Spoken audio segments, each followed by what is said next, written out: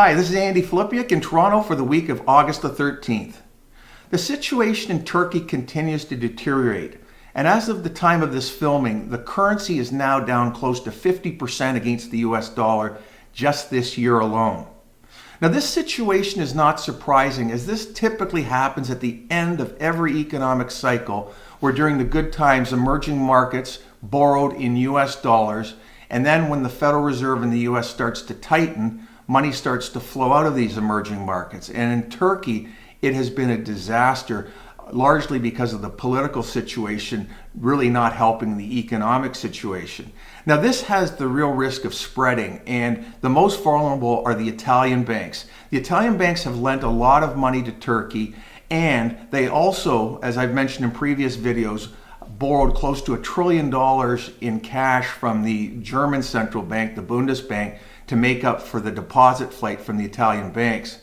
Now, Italy isn't making it easier on itself, as government officials are now demanding of the ECB that they lock in the interest rate spread between Italian and German bonds.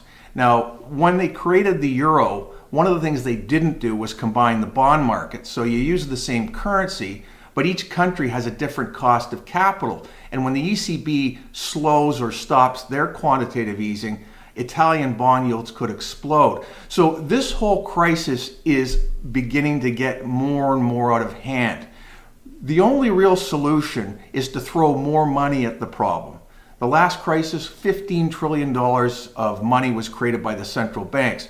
But as of now, there is not nearly the same level of political cooperation, and the US central bank is still in tightening mode.